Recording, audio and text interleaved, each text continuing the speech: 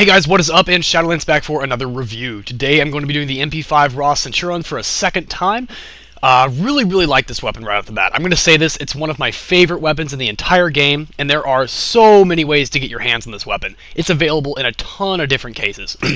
So going right into it. Supply crate. MP5N comes around pretty rarely nowadays. It was around a lot before. The Mist N, the Gift N, the Mist N1, which was kind of a giveaway case. It was a very special event case a while back. The Mega Mist crate, the Transport Locker, the Mist Golf, Mist November, Mist Victor, and Mist Infinity. So there are a lot of different ways to get this weapon. Unfortunately, they are all in different cases, so you're going to have to go buy quite a few to get a hold of it. But now going into stats, we're seeing a base damage of 33, portability of 77, rate of fire of 86, accuracy of 67, and recoil of 61. Firing modes include automatic and burst, and this is fully customizable with a magazine, sight, and suppressor. So it's actually pretty bad in terms of stats for a couple of reasons.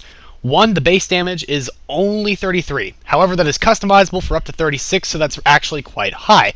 The base portability is 77, and that can't be changed, so 77 is quite low portability for an SMG. That's usually what you see on the higher assault rifle range. The rate of fire of 86 is also pretty high, but it's not the highest that it could be with today's standard of 90. That seems to be the new shebang these days.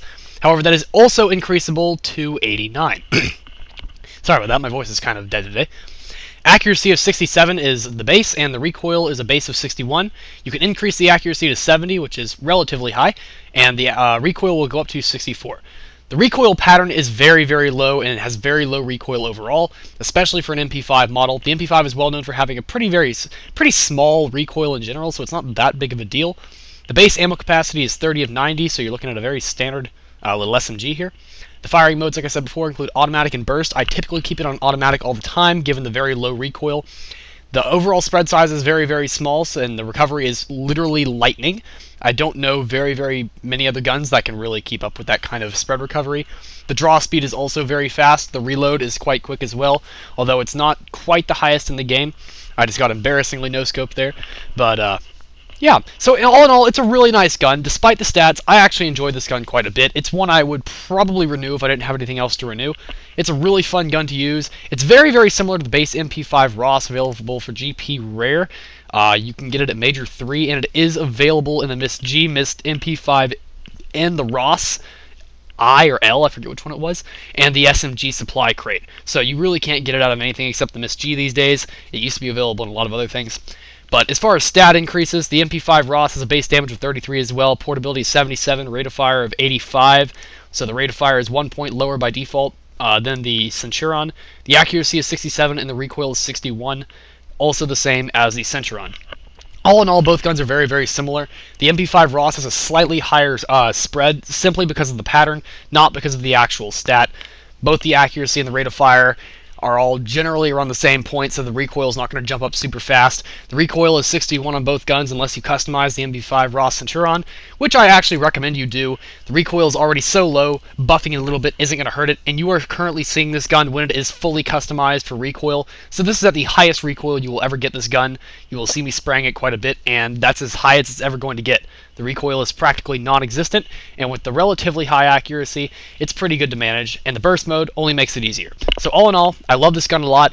There are downsides, but basically it's all statistical. As far as performance, this gun is absolutely fantastic. As you can see right there, the recoil rivals what the M416 used to be, except it tends to go side to side more often than up and down. Obviously up and down is more preferable for most people, simply because it's, easier to control. It doesn't sway side to side. It won't go off your target.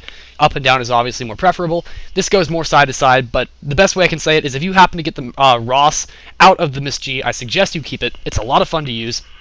The RAS Centurion is only more fun to use. It's an NX rare, and it's a lot of fun to say that you've got the gun because not many people use it. It's one of the most underused guns in the entire game, and if I was going GP only, I would have some sort of sniper in the MP5 RAS. It would be my very first weapon to have, and the MP5 RAS Centurion is only more true of that. I like it more than a lot of the modern day SMGs. I would take it over a Magpul, a Barapi, or even some other SMG rares. I probably wouldn't take it over the Micro Uzi, but I would definitely take it over the new Mac 10, or Mac 11, my bad. I would definitely take it over the new Mac 11 just because it's more fun to use. It has a very low damage drop-off, so you can consistently do the amount of damage you need to at longer ranges, which is very nice.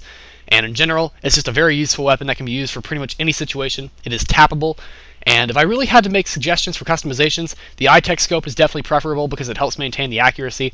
Magazine size, I would actually put an extended magazine 1 if it weren't for the review. And suppressor, an S1 is up to you, otherwise S3 or no suppressor at all. I probably would go with no suppressor at all just because it's more fun to use, and it doesn't screw up the recoil inside a scope. So that's just my personal preference. Thank you guys for watching this review. Thank you for putting up with my awful voice today. Thank you for watching. Please rate, comment, subscribe, and I will see you guys in the next video. Shadolance out.